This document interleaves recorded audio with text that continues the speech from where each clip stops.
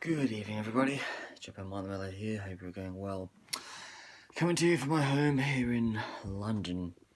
Just about to nick out the door in about a couple of hours' time and go on to Northern Ireland, Belfast.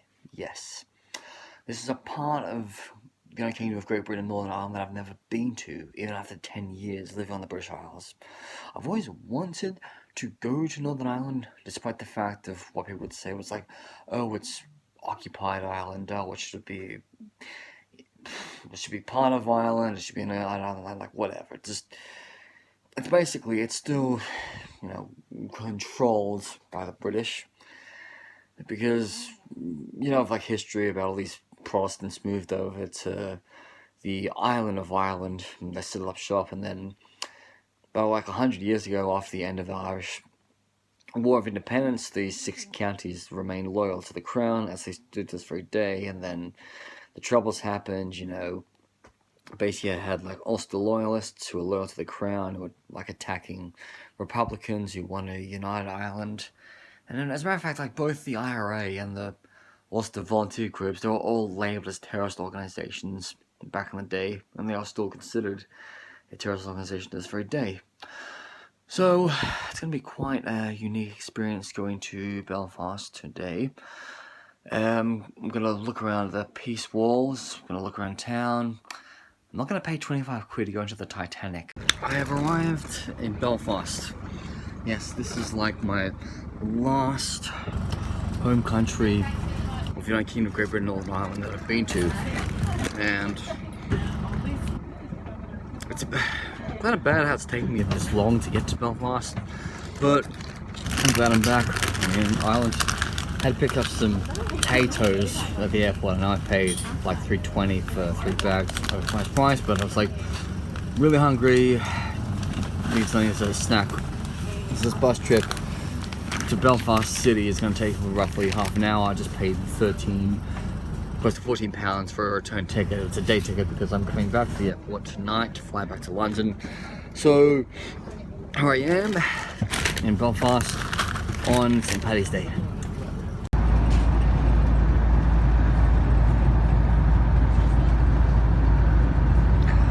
Yes, it takes about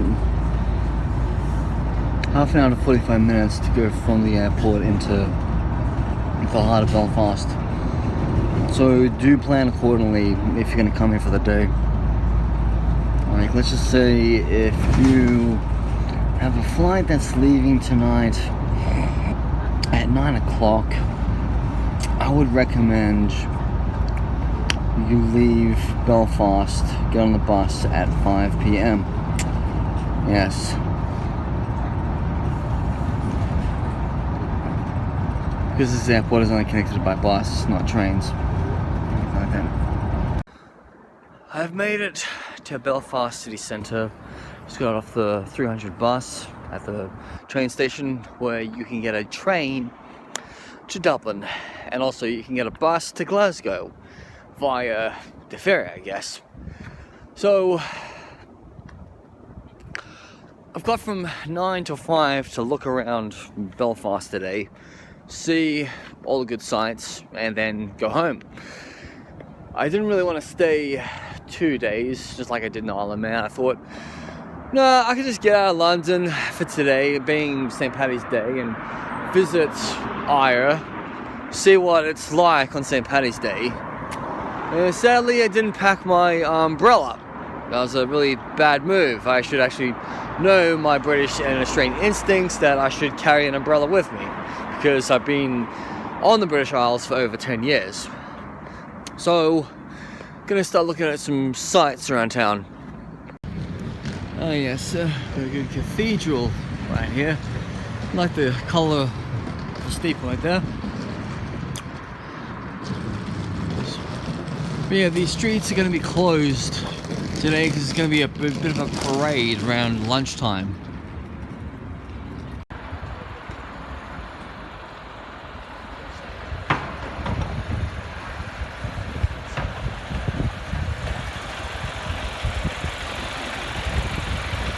Yeah.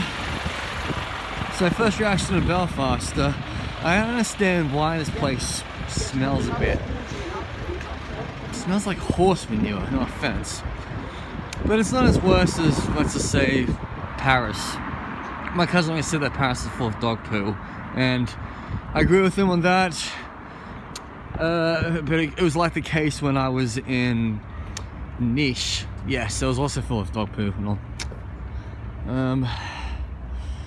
Yeah, and also sadly here in the Northern Ireland they're really pro-Palestine, and you know I am pro-Israeli, so I'm gonna have to see stuff like that. But there is a Jewish community here in Belfast, but unfortunately I'm not gonna have the time to visit them today. I'll have to visit them on a weekend when it's Shabbat. So I think there's some sort of like fun run happening today, because I saw people were wearing like numbers pinned to their running things. So their running uniform, yeah. So it seems like there's going to be a bit of a marathon right here. Yeah, it's a road closure. I initially support, oh yeah, this is for the usual parade around Belfast on St. Patrick's Day, but it seems like it's going to be a run this morning. Yeah, so it's a big fun run going on today on St. Patrick's Day. Something I wouldn't have expected to be held on St. Patrick's Day. Yeah, all this fanfare back there. People dressed up in green. Okay, so it seems like everyone's gonna be heading down that way. We're running around town and all. Okay, so here's a crazy situation. Let's just say you're from outside of Europe. You're from Australia or Canada or America. If you settle in Northern Ireland, after 5 years, not only will you be eligible for British citizenship, but you'll also be eligible for Irish citizenship. So you can either have both passports. In my opinion, if you have an Irish passport, you can easily get into countries like Iran, dead set easy, because as a British citizen, you have to be on a tour. And but as I said, it just all depends. I mean, an Irish passport allows you to work within the EU, and the British passport no longer allows that to you because of Brexit. Yeah. Oh look, Kurdish Barbers Rojava. Yeah, Rojava is the name of the militant Kurdish group that started out in northeast Syria. Yes, yeah. Like 10 years ago, when basically Assad was crumbling and they basically carved out their own state. So I'm surprised to see something like that here in Belfast. It's an interesting nationality that has actually settled in Northern Ireland, would you believe it? Timorese, yes, people from East Timor, a tiny island nation that's joined with West Timor, north of Australia, and neighbours Indonesia. It became independent in 2002, and I myself went there in 2014. Now, people from East Timor, they're eligible for Portuguese passports, so with a Portuguese passport they were able to come to Northern Ireland and settle here under the whole freedom of movement things, but then I guess things have changed because of Brexit. But yeah, it just seems like so many Timorese came to settle in Northern Ireland, and I don't understand why. Because you think, well, if they had a Portuguese passport, they would have gone to Portugal, obviously, because Portuguese isn't their native language, along with Tetum, the cultural second language of Timor. But yeah, and also the surprising thing is there's actually a consulate of St. Vincent and the Grenadines just outside of Belfast. I thought, wow, I mean, you'd think the majority of people from St. Vincent and the Grenadines would live within England. But no, yeah, I guess there are St. Vincentians in Northern Ireland as well.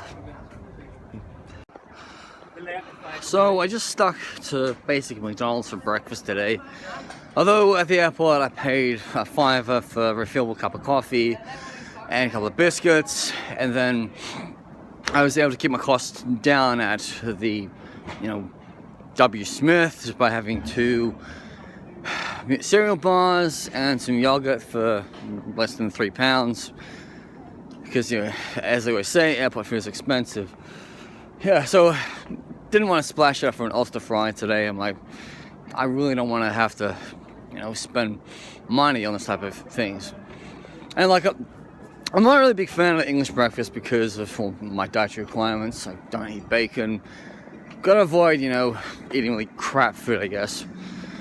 But just gotta keep my cholesterol and my blood pressure lowered. So I really should have like less of this. Anyway, I'm gonna go walk out of town to see the whole famous peace murals and the peace walls. That was really strife with trouble. Over 40 years ago, during the time of the Troubles, I was like between like the 60s and the 90s. I clearly remembered as a teenager in 1998 when a bomb happened somewhere in Northern Ireland. Because, you know, it was always, oh yeah, the IRA was attacking targets in Britain and especially here in Belfast. And then, of course, there was the Ulster Volunteer Force, which, you know, both the IRA and the Ulster Volunteer Forces are both terrorist organizations. So, even when I moved to Britain about 10 years ago, I was applying for Pizza Express. Don't recommend working for them because they didn't give me a job and all because they're fuckwits. They would ask, oh yeah, if you are from Northern Ireland, what is your religion, Catholic or Protestant? I'm like, well, what about if you don't believe in any Christian faith? What about if you're a Muslim? What about if you're Jewish? What about if you're Sikh? Like, but I guess that's just to help with demographics. Because I mean, yes, I was born a Catholic, but I wouldn't put that down on anything. You know? It's like, when they do all these surveys, they'll always ask you, oh, your ethnicity within Britain, which is illegal to do actually in France. But I'm pretty sure in the Republic they don't ask, oh yeah, oh, are you a white Irish or are you white British or are you black Irish like Phil Lane was? I mean, Phil Lane and Finn Lizzy was mixed race, you know. He was Afro-Caribbean and Irish, mixture of both, so Afro-Irish.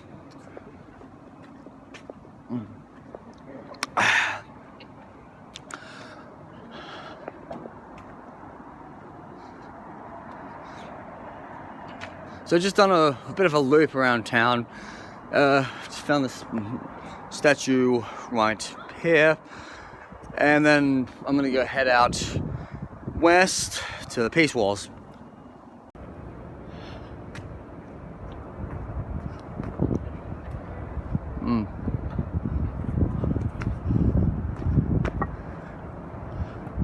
The streets are deserted here on St. Patrick's Day, but yet again, there is a fun run going on just down the road here.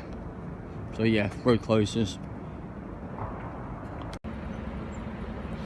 So I got some plaques to say that some famous people were born in this area, and it's good to see it in both English and Gaelic. Anyway, this is the wrong way. Walking down like it's like a causeway or a flyover. Okay. So here's my first mural. Got Bobby Sands over there. I'm just demonstrating about something at work. That's a Gaelic footballer, traditional dress, hurling, yes. And then we have a memorial right here. To live in the heart, so those left behind is not to die.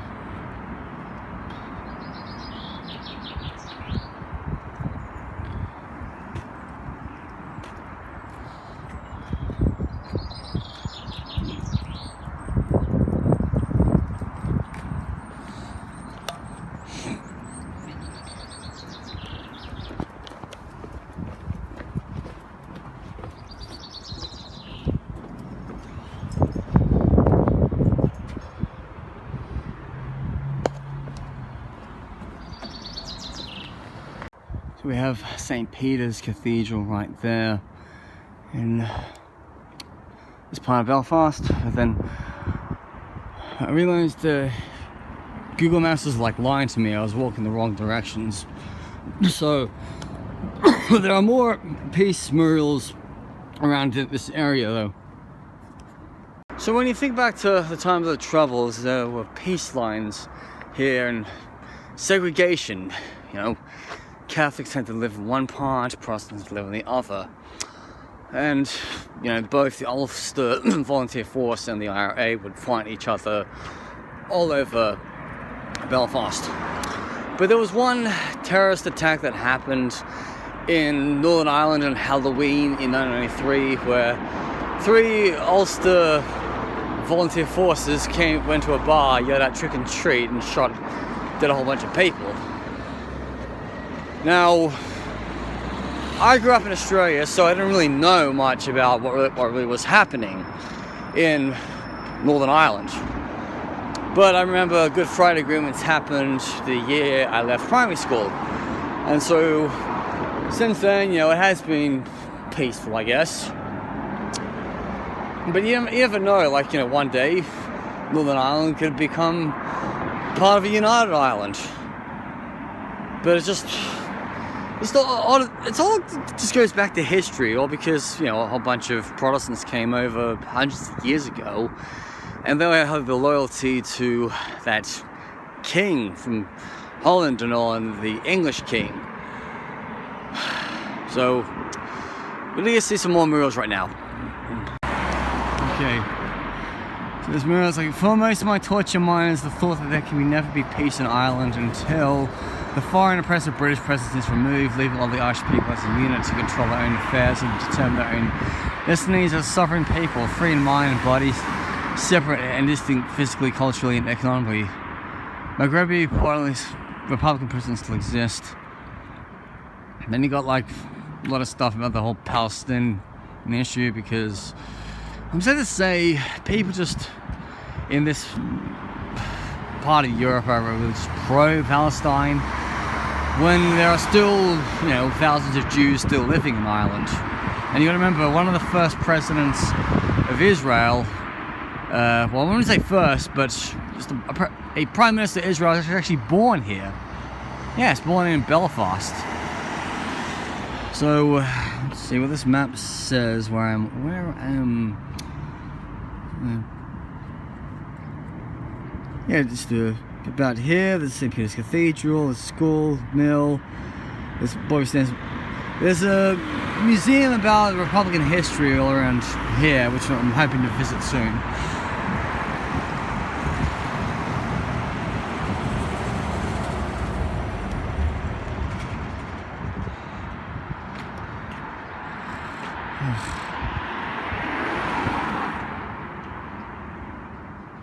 I'm looking like propaganda with like the South Africans, you know, comparing themselves to the Irish and all.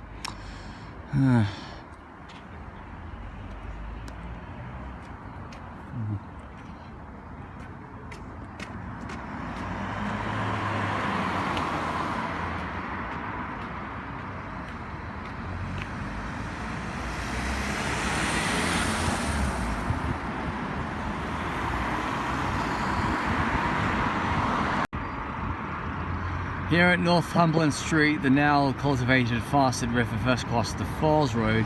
It was named from the sandbank, which was at the mouth of Beal of the river, where it joined the Lagan, the settlement that grew up around a defended river fort. At this confluence of the two rivers was named Beal, first mouth of the sandbank fort. It was almost an ancient settlement that present day city grew.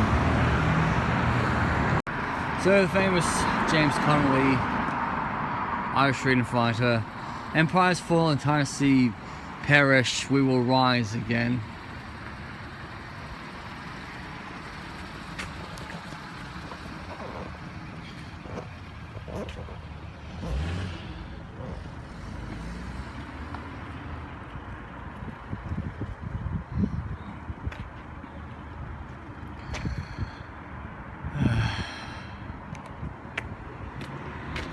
In my country, we go to prison first and then become president.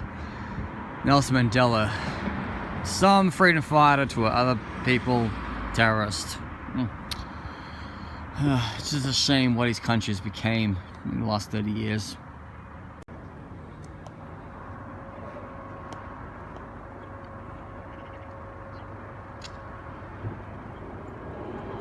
The Irish National Liberation Army differs to the IRA. Closing in on the Bobby Sands mural, which is over there. All things must come to pass as one, so hope should never die. There is no height or bloody might that a free man can't defy. There is no source of foreign force that can break one man who knows that his free will no thing that can kill, and from that freedom grows. Bobby Sands is dedicated to the 10 brave Irish strikers who sacrificed their lives in 1981. Their cause is our freedom. And Bobby Sands was the most famous one of them. There's even a street named after him in Tehran, which it's surprisingly enough, it's right next to the British Embassy. Or is it near the Irish Embassy? Go to Ireland and find out. Sorry, I mean go to Tehran and find out. So, this is the main mural to honor Bobby Sands, MP. I finally made it to the peace walls, which is up here. You see the amount of that wide fence that runs along this area, which like divided parts of Belfast. We have a Colin Day remembers August 1969. The terrible days, but some good already come from these attacks in our communities. You have young people and other people all closely knit. And a grand thing, there's that hatred spring up. Father Patrick Egan's sermon in Clone Monastery, so it was like nearby. So, when you go, like that's when you look at it, like that's the back of people's properties, and all this fence just runs through this area. It's like that. And we got the Chronicles of a People.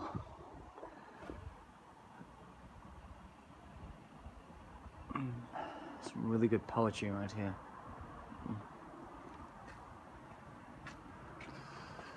Yeah. Oh, that's the monastery church I was just in recently, just using the bathrooms. I'm about to walk down Shankill Road, and it looks to me like this. Here's a Ulster Loyalist area. As I can see, portraits of Queen Elizabeth just behind me right there. And I'm pretty sure I'm going to be seeing a lot of like Ulster propaganda. It's my first time here in Belfast, and I've actually decided to see the streets on my own rather than be with a guide. I mean, I could have paid for a guide, but I like to do things on my own. So the attractive red brick Victoria building, designed by acclaimed Belfast architect William Batt, sits probably at the top of Shankill Road. Headquarters of the No. 9 District Loyal Orange Lodge.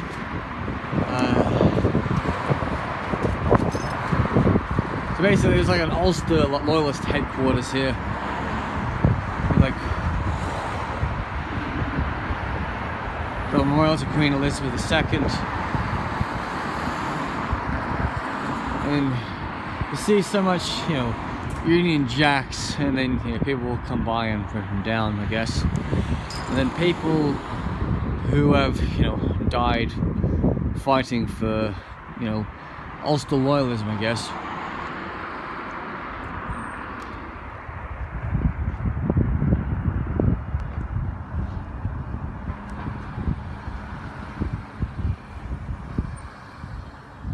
So if I follow Shankill Road, I can go back to the city centre that way. But I'm just going to go through different areas that have Ulster memorials. The Red Hand Commando. Believe we dare not to boast, believe we dare not to fear, we stand to pay the cost. In all that men hold dear, Rudyard Kipling, Ulster, 1912.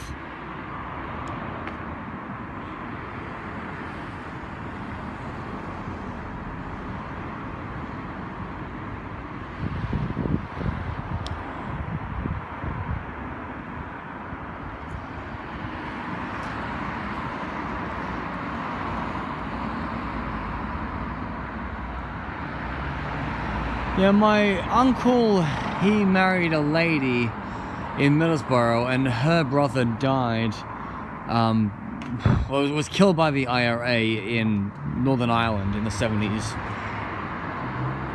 because he was serving the British Armed Forces and sadly murdered by the IRA. I mean, this conflict does not just affect people who live in Northern Ireland, it affects all of us. Yes.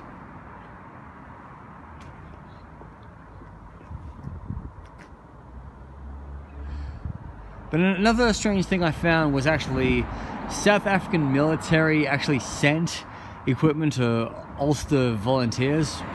And, I mean, Gaddafi sent his weapons to the IRA.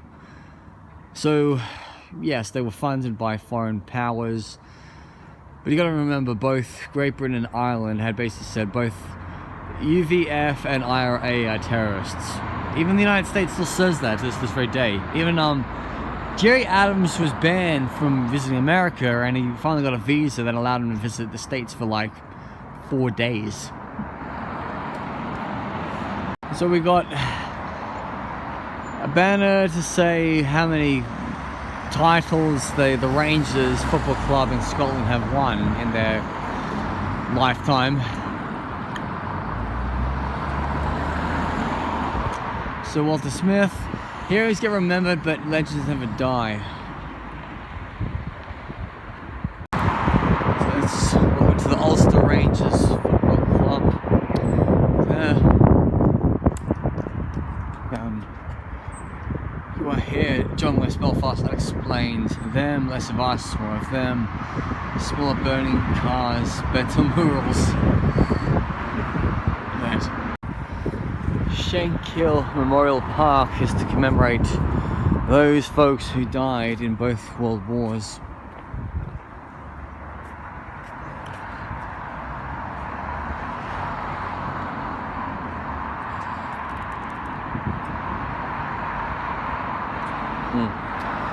It's the first time I've seen the Northern Irish flags today.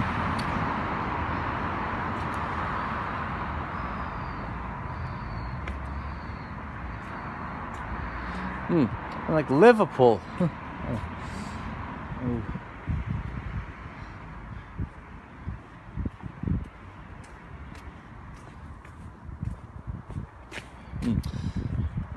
I'm not sure if this is where cremation remains are kept, or if it's a place to put cenotaphs. But yes, it seems like all these people were local to this area. It says here that this big memorial stone is to commemorate the men of the 36th Ulster Division who gave their lives to the king and country at the Battle of the Somme, 1st of July to the 18th of November 1916. They went with songs of battle. They were young, straight of limb, true of eyes, steadily and aglow. They staunch to the end of the odds and counts. They fell with their face to the foe. And there's someone here who will receive an OBE right there. And this memorial stone right here is basically says to remember all his members of His Majesty, Her Majesty forces. Actually, His Majesty forces from this area who served and died in both world wars and subsequent conflicts. Greater love halt no man than this, that a man laid down his life for his friends.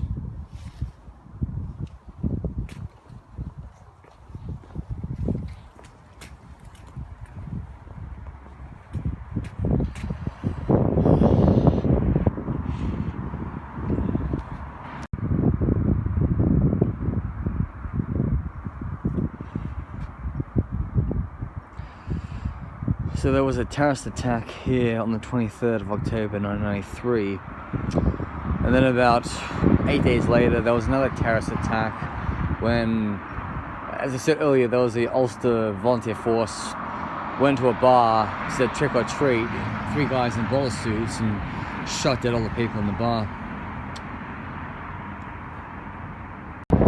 Ulster Volunteer Force, the Scottish Brigade, these are Scottish folks who settled in Northern Ireland, as they differ. I mean, you see, you got the St Andrews, the Union Jack, and then the UVF flag, and then the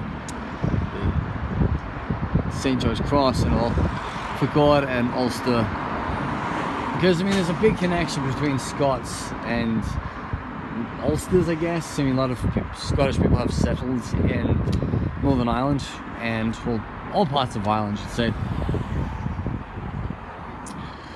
Moscow Street. A forge for Ulster.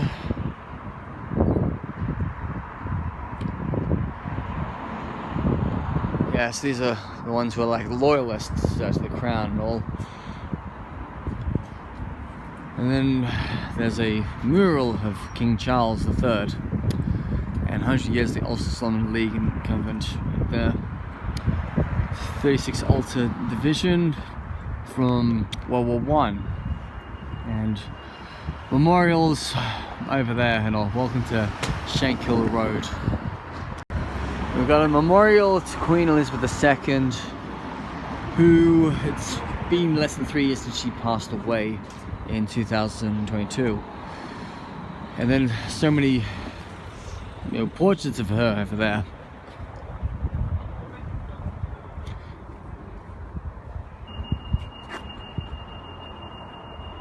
So, yes, the longest reigning British monarch in history.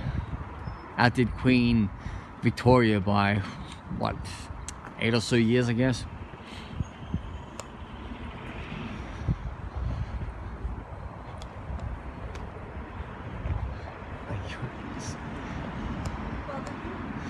Queen loves her corkies, same way I love my Yorkies. And then this is King William's Corner, where stands the heritage crest of King William.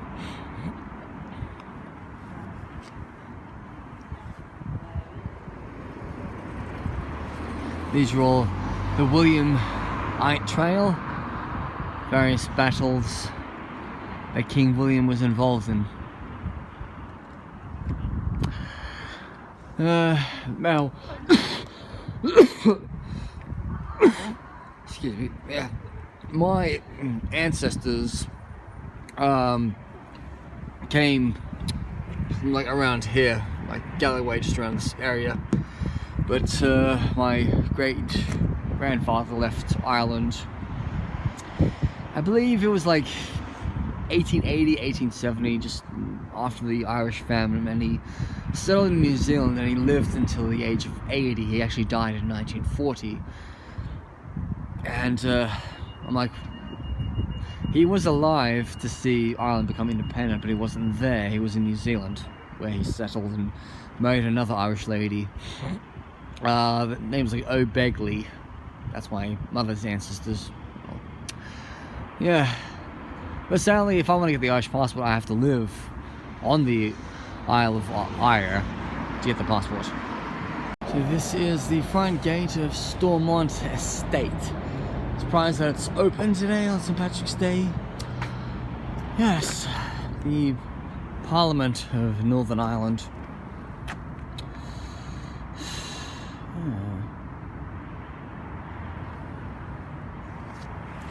Yeah. And there we have it. Yeah.